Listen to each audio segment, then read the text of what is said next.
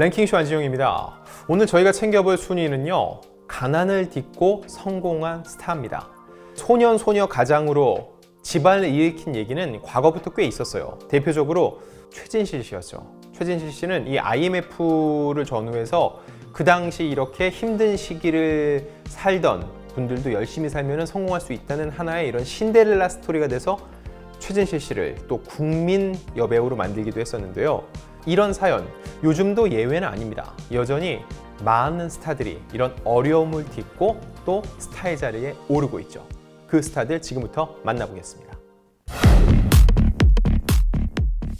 자, 5위는 임영웅 씨입니다.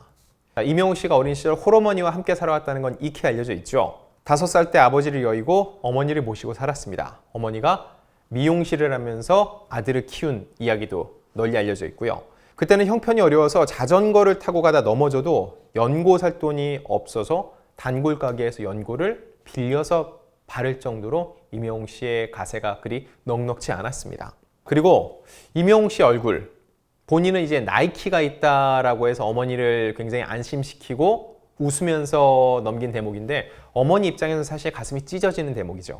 11살 때 유리에 찔려서 무려 30반을 넘게 꿰매야 되는 심각한 상처였는데 그때 제대로 된 치료를 받지 못했습니다.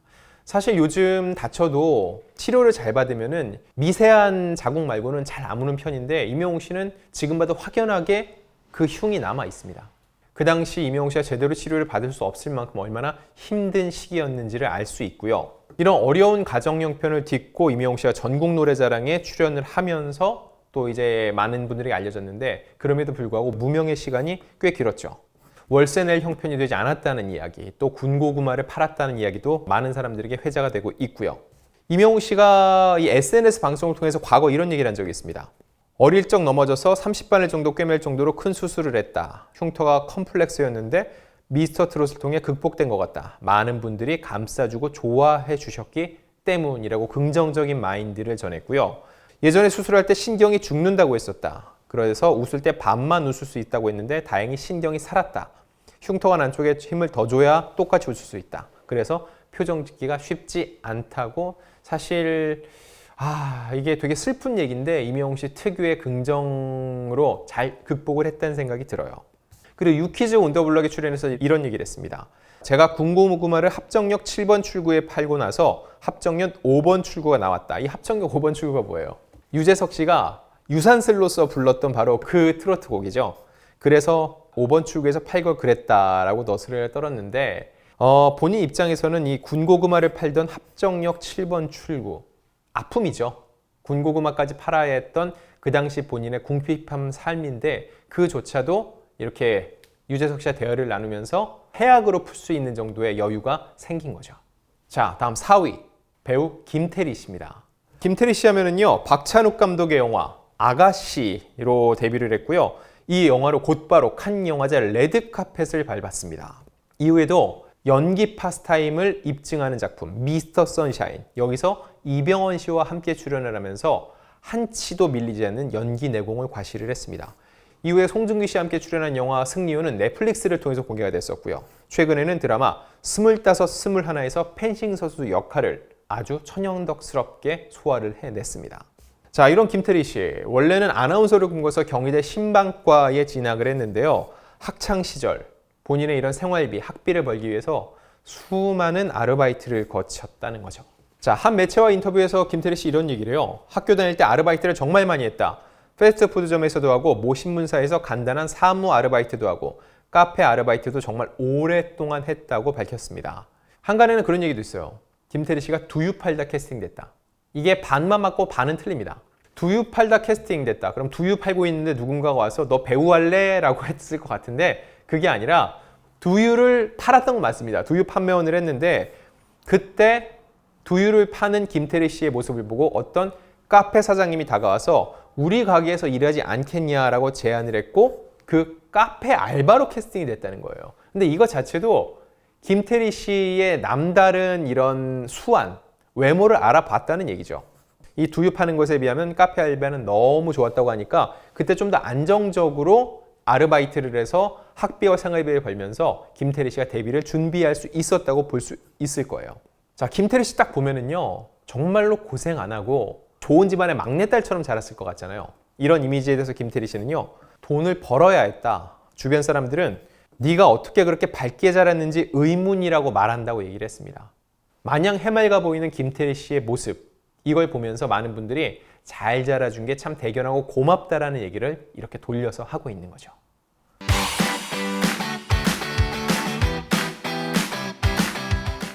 다음 3위, 글로벌 스타 오브 스타, 방탄소년단의 멤버 슈가입니다.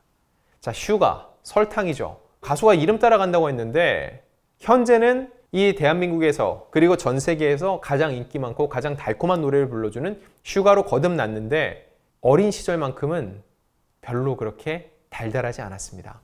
자, 지금은 자타공인 세계 최고의 그룹의 일원인데 일단 지난 2014년에 데뷔할 때만 해도 이들은 흙수저 아이돌이었어요. 커다란 기획사가 아니라 작은 기획사에서 이 운영비가 없어서 계속 투자처를 찾아다니고 여러모로 힘든 흙수저 아이돌로 시작을 했다는 거죠. 그 당시에 슈가 씨 역시 굉장히 돈이 없었다고 하는데 연습생 시절 돈이 부족해서 그래도 혹시나 하는 마음에 없는 돈 쪼개서 로또를 샀던 비화를 공개하기도 했었고요.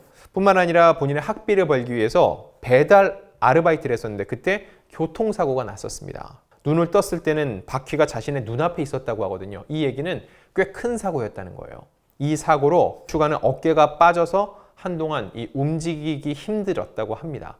그때 이 부상이 사실 아직까지도 이어지고 있습니다. 지금도 격한 안무를 출 때는 굉장히 이 어깨 부분에 통증을 느끼고 어려움을 겪는다고 하는데 중요한 건 무대 위에서 슈가 씨를 보면서 여러분들 그런 거 느끼시나요? 제가 이제 국가대표를 지낸 몇몇 스포츠 스타들도 만나본 적이 있는데 너무 건강해 보이고 대한민국을 넘어서 전 세계에서 해당 운동을 가장 잘하는 사람들이잖아요. 야, 이런 슈퍼맨들이 없다. 정말로 현실판 슈퍼맨이라고 생각하는데 그들 몸은 부상병동입니다. 온몸이 아프지 않은 곳이 없어요. 자신이 그 성과를 내기 위해서 끊임없이 부단히 노력을 하고 몸을 혹사시키는 거죠. 하지만 그 목표된 무언가를 만들기 위해서 항상 최고의 노력을 하는데 슈가 씨 역시 마찬가지예요. 지금 가수로서는 국가대표급이라고 할 만하죠. 무대 위에서 춤추는 모습 보면 마냥 밝고 또 건강해 보이는데 실제로는 그 무대를 준비하기 위해서 그 위치를 유지하기 위해서 끊임없이 노력을 하고 있고 그 밑에는 어릴 적부터 이 가난을 딛고 성공해서 부모님, 가족들을 조금 더 편히 살게 해주겠다는 이런 슈가 씨의 끊임없는 다짐이 있었습니다. 자, 2위, 가수 겸 배우 아이유 씨입니다. 아이유 씨 지금까지 누적 기부금만 해도 수십억이 넘을 정도로 끊임없이 주변을 도와주고 있는데 아이유 씨는 왜 이렇게 주변을 살피게 됐을까요? 본인이 가난을 알기 때문입니다. 돈이 없는 거, 그래서 제때 치료받지 못하고 먹지 못하고 배우지 못하는 게 얼마나 힘든지 누구보다 잘 알아요. 그래서 주변 사람들을 돌보고 또 도와주려고 하는 거죠. 왜 아이유 씨는 이렇게 힘들게 유년 시절을 보냈을까요? 일단 부모님이 보증을 잘못 서는 바람에 한순간에 집이 날아갔습니다. 이 무릎이라는 노래가 있어요. 아이유 씨 노래 중에서요. 아이유 씨는 이 무릎이라는 노래를 통해서 자신을 기억해주면 좋겠다고 말한 바 있는데요. 본인의 그 힘든 감정이 고스란히 담긴 노래라는 겁니다. 어릴 적에 집이 날아간 다음에는요. 할머니 손에서 자라면서 친척 집을 계속 전전했어요. 또 한 번은 친척이 집문서를 들고 도망간 적도 있고요. 그러다 보니까는 저희가 드라마 속에서 많이 보죠. 집에 빨간 딱지, 은행 차압이 들어와서 무엇 하나 내 것이 아닌 손댈 수 없는 그런 상황도 직접 목도했다는 겁니다. 보일러는 당연히 돌지 않고 한겨울에도 냉골에 자야 됐고 항상 잘 때 바퀴벌레가 옆에서 기어다녀서 이런 단칸방 안에서 힘든 시절을 보냈다는 거 이미 널리 알려져 있습니다. 자, 이런 얘기를 한 적이 있어요. 할머니와 사촌언니, 남동생과 함께 1년 반 정도 단칸방에 살았다. 너무 추웠고 먹을 것도 항상 부족했다. 할머니가 머리방울 같은 액세서리를 시장에서 팔아 생활비를 겨우 마련했다. 집보다 마음껏 먹을 수 있고 따뜻하게 잘 수 있는 침대가 있는 연습실이 더 좋았다고 고백을 했습니다. 이 얘기, 아이돌 연습실, 사실 저도 몇몇 기획사 연습실 가봤는데 척박합니다.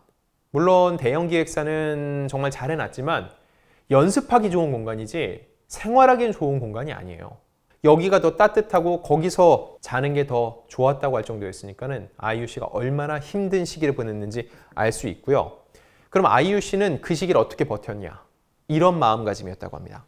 살아남아야 한다. 이 생각으로 닥치는 대로 모든 일을 했다. 자, 이렇게 벌어서 아이유 씨는 어떻게 했냐고요? 가수 생활하면서 모은 돈으로 아버지께 차를 선물하고 그리고 모든 가족들을 직접 다 돌보고 있습니다. 가족만 돌볼까요? 아니요. 아까 말씀드렸죠. 항상 불우한 이웃들을 돕고 있다고요.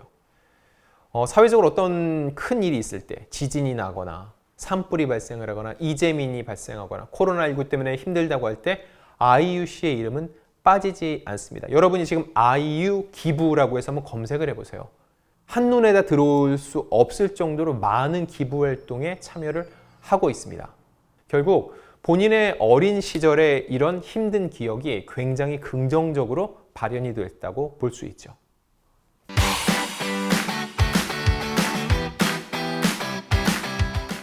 가난을 딛고 성공한 스타 베스트 1위 배우 박보검 씨입니다. 지난 2016년이었어요. 갑자기 박보검 씨 관련된 기사가 하나 떴습니다. 파산 신고였어요. 아니 이게 무슨 일이지? 다들 깜짝 놀랐어요. 왜냐면 그 당시 박보검 씨는요. TVN 드라마 응답하라 1988에서 천재 바둑기사 최택역을 맡아서 막 인기를 얻는 라이징 스타였어요. 그때까지는 크게 번 돈도 없었겠죠. 이제부터 이제 잘 되려고 하는데 갑자기 파산 선고라뇨. 이게 무슨 얘기일까 했더니 2014년 말, 그 당시 기준으로 2년 전이죠. 개인 채무를 갚지 못해 파산 면책을 신청을 했고 이듬해 2015년 이 신청이 받아들여져서 파산이 선고됐다는 겁니다. 아니 그 어린 친구가 도대체 웬 개인 채무를 그렇게 많이 갖다 썼어? 라고 생각할 수 있는데 박보검 씨의 이 빚은요. 미성년자 때 생겼습니다. 불과 15살 중학생 때였어요. 그때 집안 사정으로요. 아버지가 빚을 내면서 연대보증인이 된 거죠. 그 연대보증, 아버지가 갚지 못하니까 그 빚이 누구에게 왔어요? 연대보증인인 아들에게 온 거죠. 자, 그때 아버지가 빌린 빚은 사채 3억이었습니다. 그런데 그걸 갚지 못해서 8억까지 불어난 거죠. 자, 지금 박보검 씨가 한류 스타로 큰 성공을 거뒀지만 여전히 8억이라는 돈은 어마어마하게 큰 돈입니다. 하지만 이제 막 활동을 시작한 신인 시절에는 이거는 아예 꿈꿀 수도 없는 돈이었던 거죠. 결국 박보검 씨가 할 수 있는 건 뭐? 나 그 돈을 정말 갚을 수 없어요 라고 파산 신청을 하고 파산 선고를 받는 게 그 빚으로부터 헤어나올 수 있는 유일한 길이었던 겁니다. 자, 박보검 씨가 당시 심경을 전했었는데요. 그때 소속사를 통해서 솔직히 많이 속상했다. 자세히 말할 수는 없지만 명의와 관련된 문제였고 성인이 되기 전 일이다 보니 조금 크게 부풀려진 것 같다. 늘 자랑스럽고 믿음직한 아들이고 싶었는데 무엇보다 아버지에게 죄송하다고 얘기를 했습니다. 이게 무슨 얘기냐면은 아버지의 탓을 하는 게 아니라 본인은 아버지의 빚이지만 아들로서 자신이 잘 돼서 갖고 싶었다는 거죠. 근데 그게 되지 않아서 이게 기사화가 돼서 결국 그 당시에 사실 아버지를 향한 화살도 많았어요. 아니 어떻게 미성년자 아들을 연대 보증인으로 세울 수 있느냐라는 건데 박보검 씨 실제로 왜 미담 제조기라고 하죠. 저도 여러 차례 만났는데 그리고 주변 박보검 씨와 함께했던 드라마, 영화 스태프들의 얘기를 들어봤는데 정말로 인성이 좋고 사람에 대한 예의가 잘 갖춰진 친구입니다. 이런 친구이기 때문에 본인 역시 자신을 잘 키워준 아버지, 이 가족에 대한 가족애가 남다른데 이 일이 자기가 연예인이 돼서 기사화되고 알려지면서 아버지가 화살을 맞게 되니까 이거에 대해서 속이 상했고 결국 아버지께 너무 죄송하다고 이 상황에서도 아버지에 대해서 남다른 마음을 드러냈던 거죠. 자, 박보검 씨가 왜 이렇게 잘 될까 생각을 해보면 외모가 뛰어나고 연기를 잘한다는 것도 있지만 결국 이런 마음가짐이 많은 그에게 긍정적인 요소가 되고 있고 또 팬들도 이제는 다 알아요. 박보검 씨가 어떤 인품, 인성을 갖고 있고 주변 사람들에 대해서 어떻게 진정성 있게 대하는지요. 자, 이런 건 역시 박보검 씨가 어릴 적부터 이런 힘든 시기를 겪으면서 본인이 하나하나 인성을 구축해가는 과정이 됐던 것 같습니다. 그리고 박보검 씨 역시 아이유 씨나 다른 연예인들과 마찬가지로 기부 활동에 누구보다 앞장서고 좋은 일에 계속 동참을 하고 있죠. 자, 그런 얘기가 있습니다. 가난은 나쁜 게 아니라 조금 불편할 뿐이라고요. 그 얘기는 뭐예요? 가난하다고 해서 책망할 게 아니라 그것을 오히려 자산 삼아서 내가 더 나은 사람이 되기 위해서 노력하면은 충분히 극복할 수 있다는 걸 이 스타들이 몸소 증명했다고 볼 수 있습니다.